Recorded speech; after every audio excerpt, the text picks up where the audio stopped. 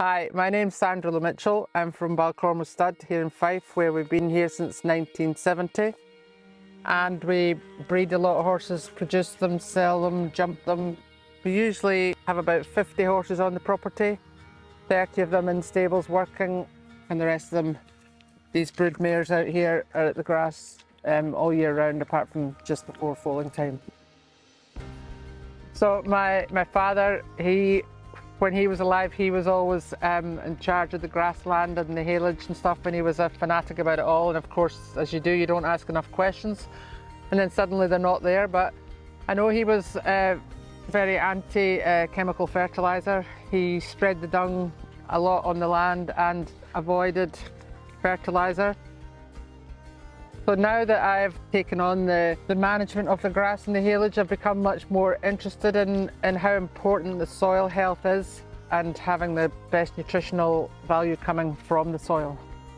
So having learnt a bit more about the soil health, I started looking into ways of how to improve it more naturally, more organically, and that's when I came across Supersoil. So I actually sent it to my feed man, the late Peter Fricker, who was a bit of a genius, and he studied it all and said, yep, this stuff's good, this stuff's going to work. So his word was good for me, and I read about it and then spoke to a couple of people that had used it who seemed more than happy with it. So I was happy to go ahead and use the product, which we did last year on the farm. When we used it last year, it was good. We saw a difference. One of the main differences was when we came to the winter and put the haylage out for the mares, they never went near it for the first 2 or 3 weeks. They just ate the grass. So normally they'd be gutsy for the haylage, but they actually stayed just eating the green grass, which was a big sign for us. We then we analysed their haylage this time, and the reports come back very good. They were happy with it for the horses, so that was also a big plus. The horses, they're very sensitive, and their guts and their stomach, everything comes from the gut. You know, if their brain's not functioning right, it's very often because their stomach's uncomfortable, and horses nowadays seem to suffer a lot from gastric ulcers and things.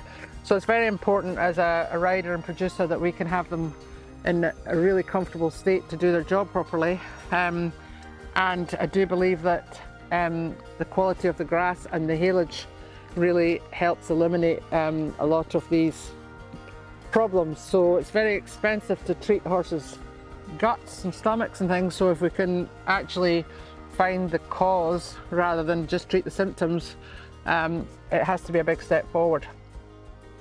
If we can cut down the costs of having to treat horses with gut problems and have happy, healthy horses from growing up and living on good, nutritious grass, then it has to be a help. And if the grass has the right nutrients and trace elements and things in it, then you're a head start.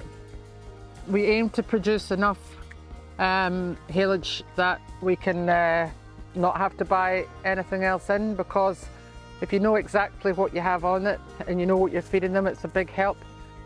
Sometimes if we're away travelling at shows and things, you have to buy haylage which you've no idea about, and occasionally we would see a difference in the horse's gut just being on a richer haylage that, as I say, you don't know what's been on it to make it look as good and flash as it does.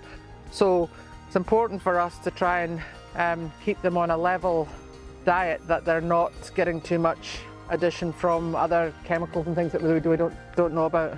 This year we've spread the lime and calcium dust, and I'm really looking forward to the Supersoil with the pH value of the soil being back to a better place again. It'll be exciting to see, you know, the benefits, and it's not a quick fix. It's over the next few years, I think we'll see it get better and better.